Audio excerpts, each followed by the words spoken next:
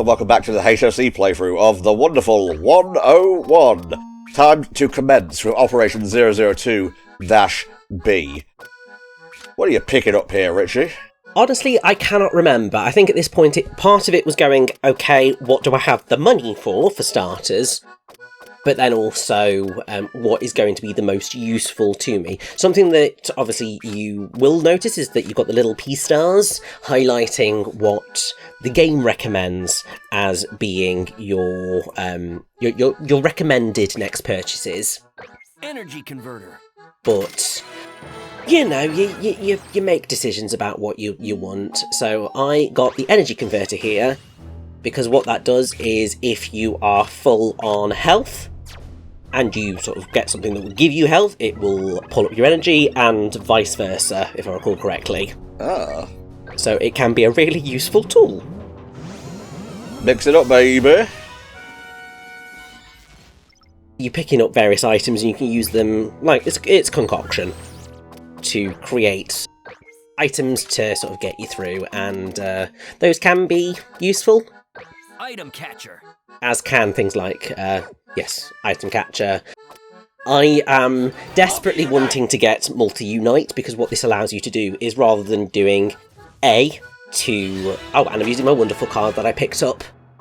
So rather than using A to launch a Unite Morph, you can press X, and that wonderful one will basically go off and do their own thing with that weapon for a few seconds. Oh. So you can get, obviously, multiple Unite Morphs in during a single attack.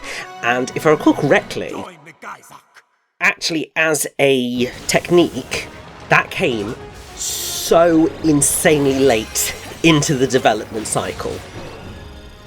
Also, if you want this secret, do it now before you've used sword on the very obvious power button, because otherwise there is no way in hell you are getting that. Yeah, I saw a thing, I activated it, and I went down the slide, as is my wont. Yes, because we are in an amusement park, Oh. and we get to have a lot of fun here. We have a water slide, we have various other things as well, and it's so much fun. We need more, like, amusement park levels in video games. We do indeed. I mean, there have been some good ones. I mean, the ones in Kirby and the Forgotten World made me quite happy. Oh, yeah, what was that, Wonderia Park? Probably. I've really forgotten what the bloody things were called, but... Richie. Oh, Richie. Hey, I can't remember everything. How dare you. You're meant to be the smart one here. Hey, I've remembered a pretty reasonable amount about this game despite having not played it for a number of years. Oh, actually no, we are alright, because I do have Unite Ball. And because I have Unite Ball, you can go onto these fans and get shot up all the way into the air. I had no idea about that item. I know, it's very hidden. But we got a full hero heart. Heart pieces, Legend of Zelda. You can see all these little touches, and it does obviously go beyond that, because obviously we have had the sort of Pac-Man imagery, but it also goes through into things like Pink's whip has a very specific reference in it, because her beautiful whip is knit from Belmont alloy. Ah. Castlevania, which very famously makes use of a whip. I gotta say, that new Castlevania game looks pretty spiffy. It does indeed. I mean, I've never played Castlevania, and I probably won't, but it is nice to see that it is getting a bit of a revival. Yeah. Because, I mean, the animated series was surprisingly excellent for the most part. Maybe not in the later seasons, but I enjoyed the stuff with Trevor, Cypher, and Alucard, at least. Yes, I mean, I will say that was definitely a much stronger series than, I believe it's Nocturne. Yes. But, you know. But yes, we have, obviously, like, fairy tale characters as well throughout these things.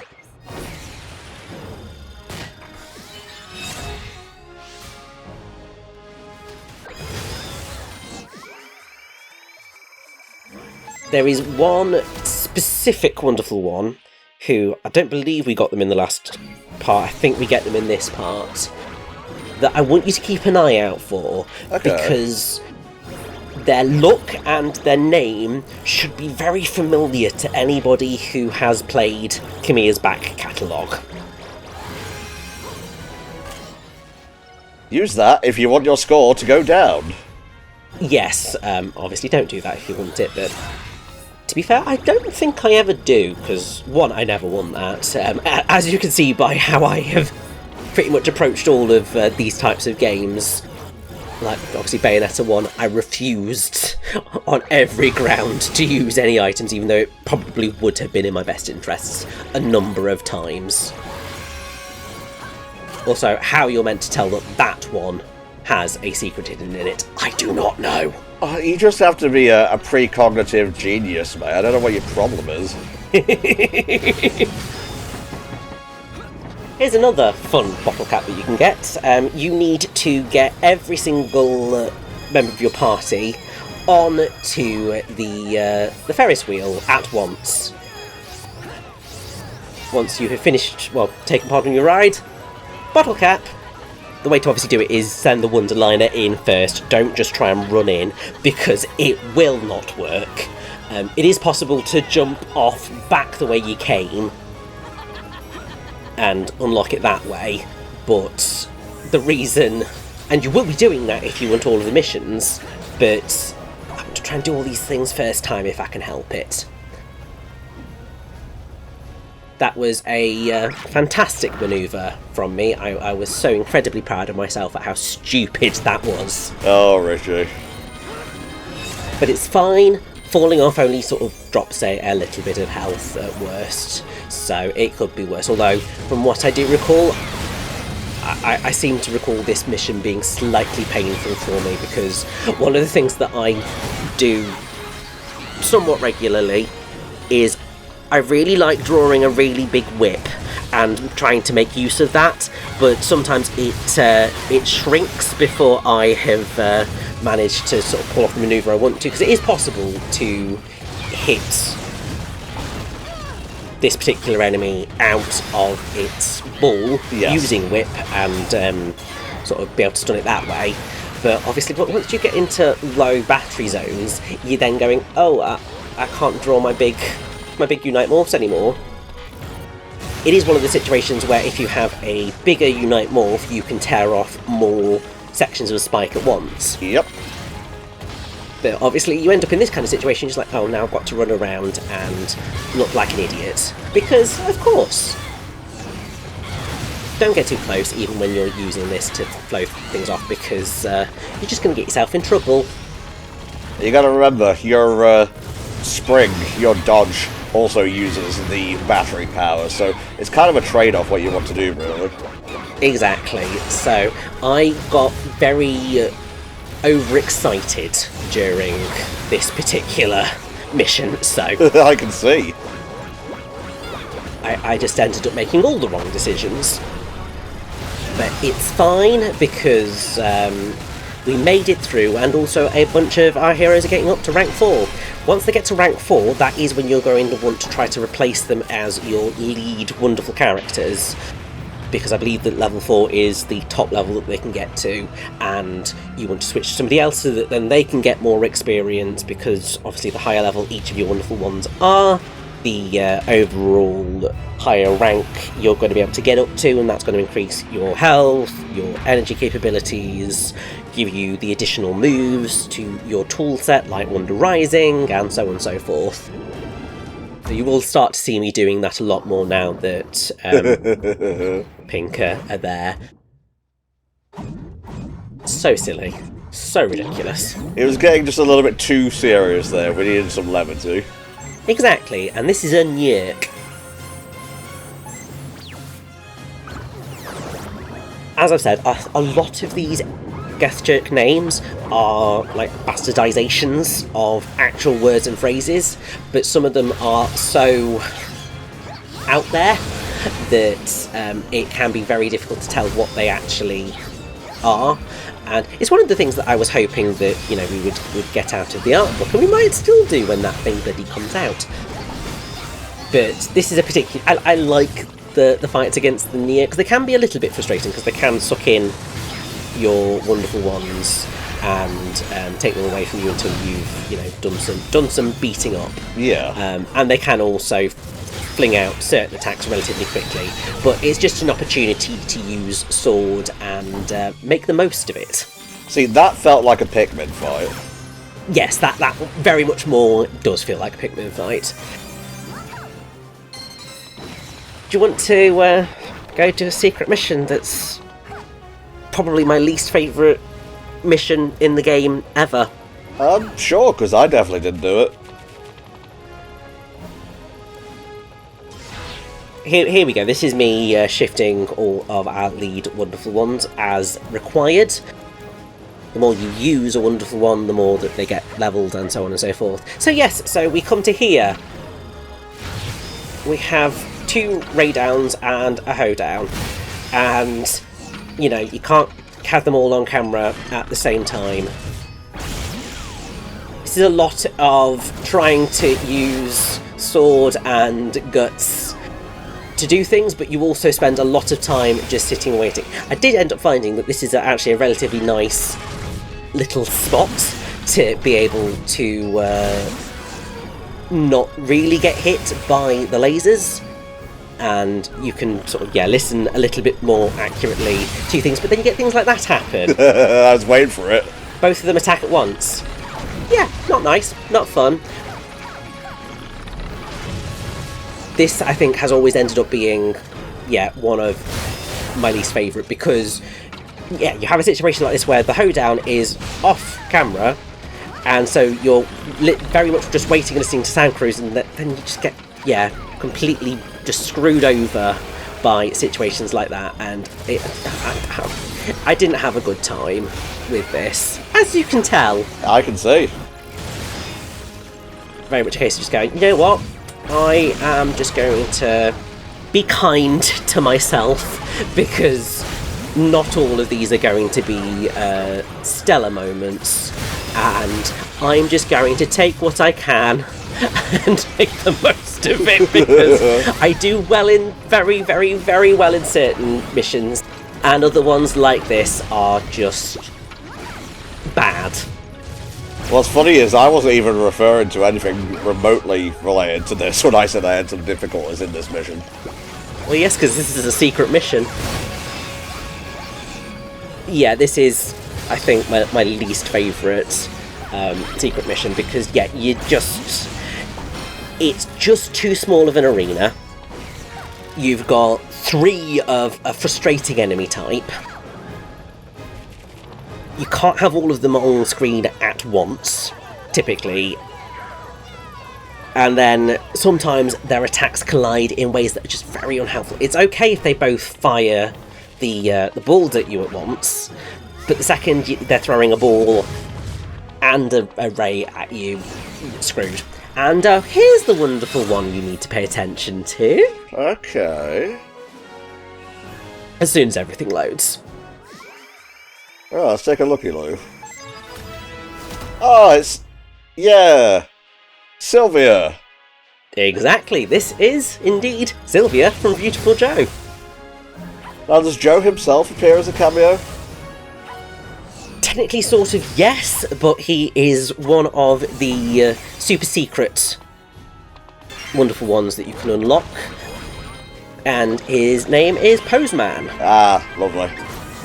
He's effectively a hyped-up version of Wonder Red.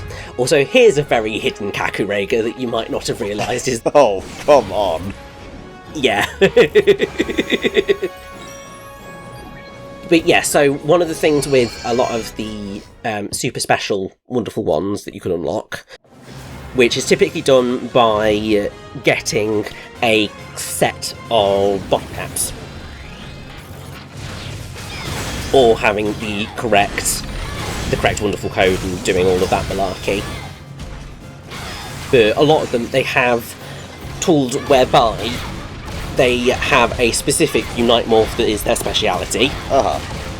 but they have an element. They have the element automatically attached to it. So Postman's fist is generally always on fire. The sword one, I can't remember who it is typically always electrified. The whip that you can get is covered in ice, and that is an element that it will have. Wouldn't the sword be Alistair? That's not quite how the how the secret wonderful ones work, unfortunately. Okay. The only ones that you actually... So, you have the Joe reference. There's a collection of Bayonetta references, and then there are specific characters within the game who you don't normally get to control, but you're able to unlock to control. But look, Gakujin is back! Again! Call that a redux. What is it this today? He's very, very much annoyed that we blew off his arm. Well, you would be, wouldn't you? Team, take cover. He's also very persistent because this is not the last time we will be seeing him. Guess who didn't realise this was a chase section when it started? I can understand that, and obviously, because it is a chase section, it is timed, and you do need to move.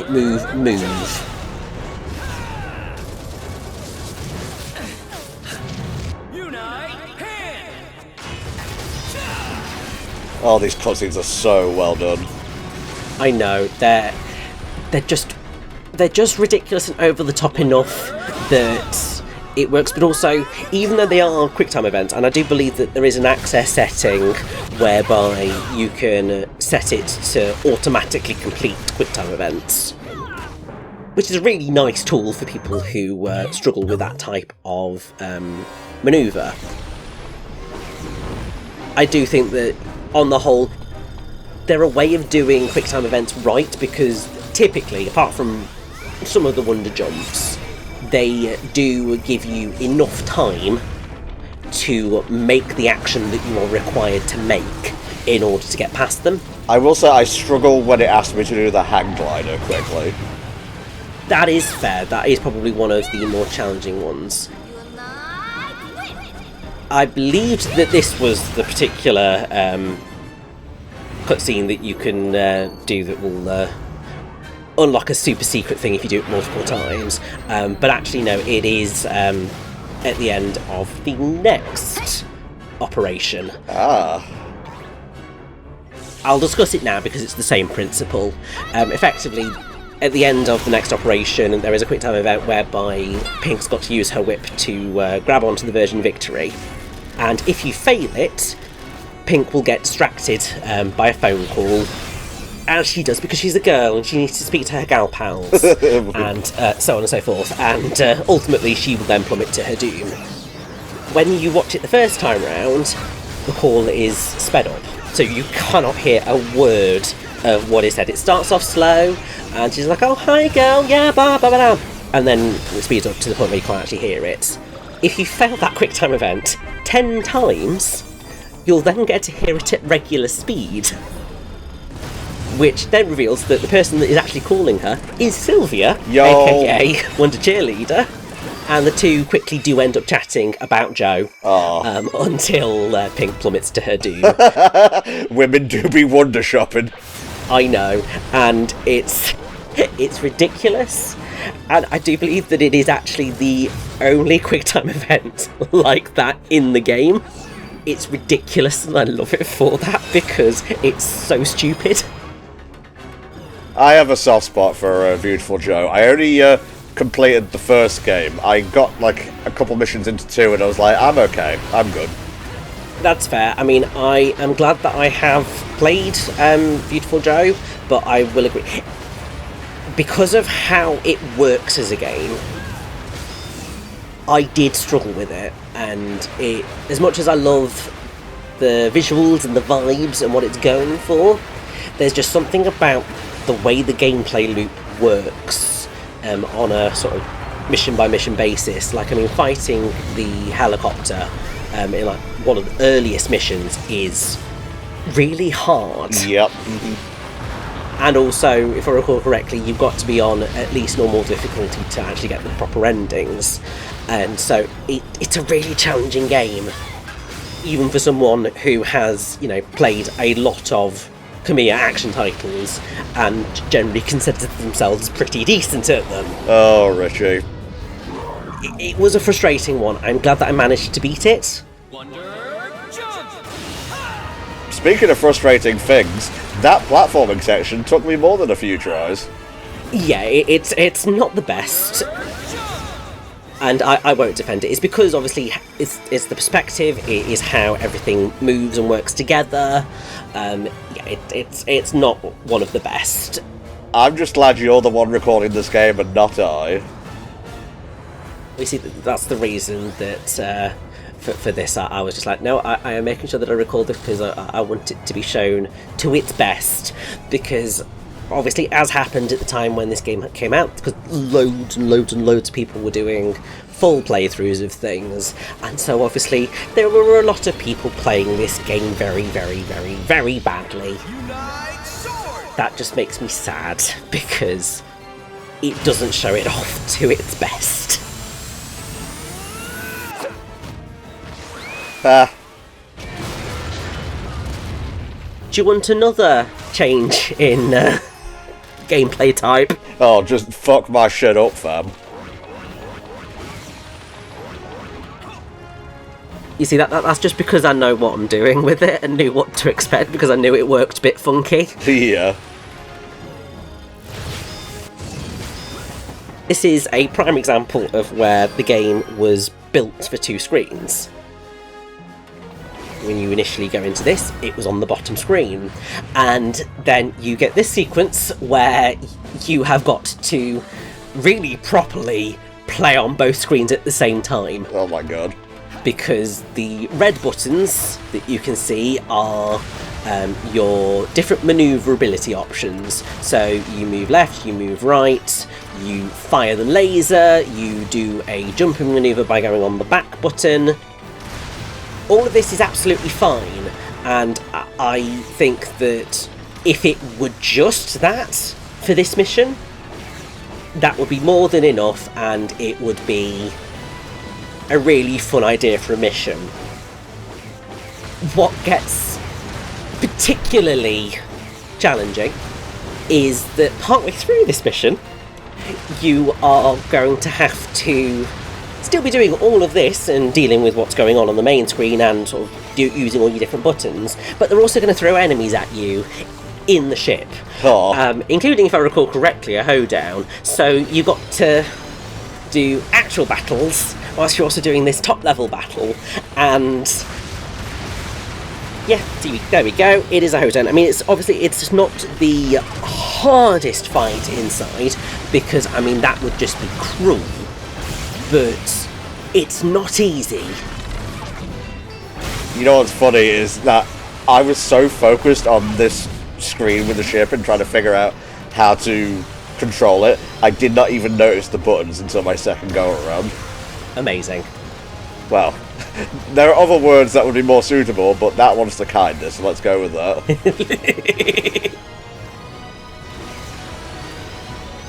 This does end up being a challenging mission to deal with, because it does just, I would say, throw just one too many things at the player.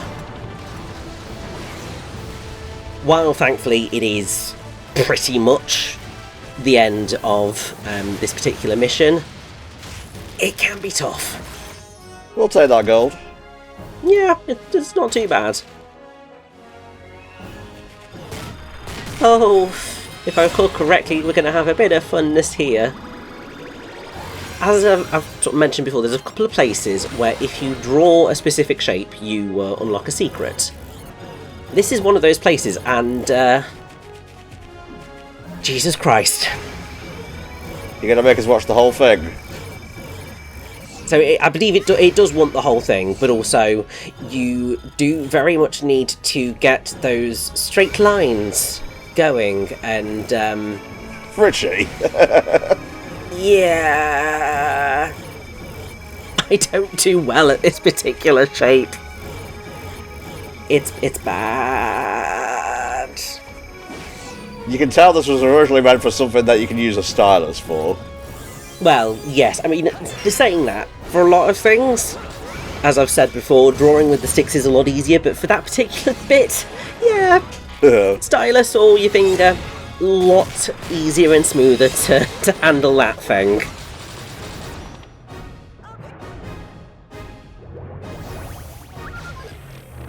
Ah, fun. A gear down, spikes, fireballs, all sorts. Well, we've already encountered one of these in the secret area, didn't we?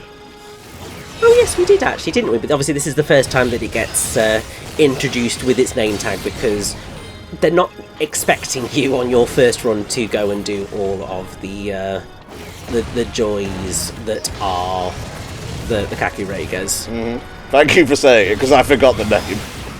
Yeah, that they're not even expecting you to have found them, let alone beaten them on your first run, because for some of them, why the hell would you?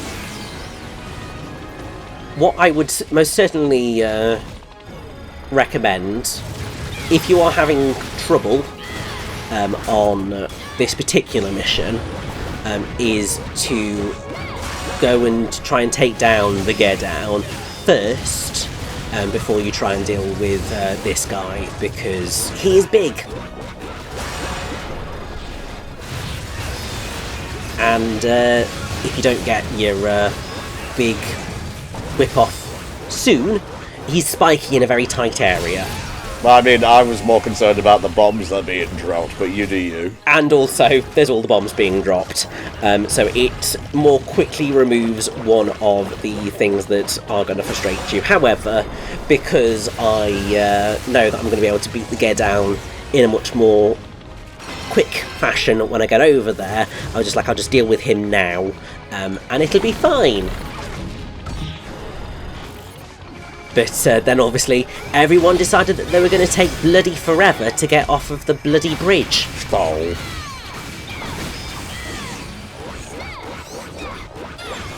It is all good now because the guy is basically screwed. Oh my god, that poor fella. That's when I like to make the most of multi-unite warps.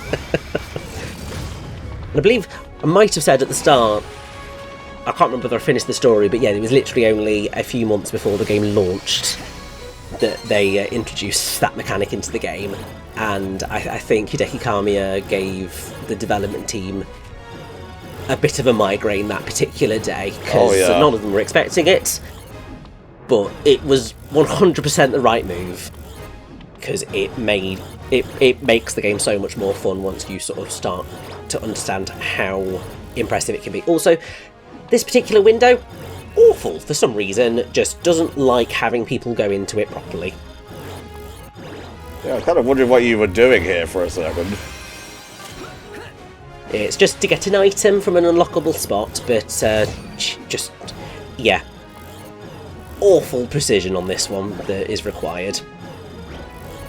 But it's fine because we are right at the end of the this particular bit of the operation, and it's time for the boss fight next! Huzzah!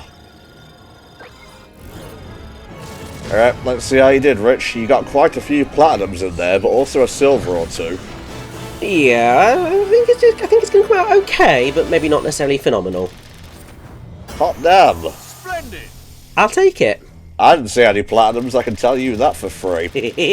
Alright folks, we'll see you next time when we wrap up Operation 002 with the boss fight.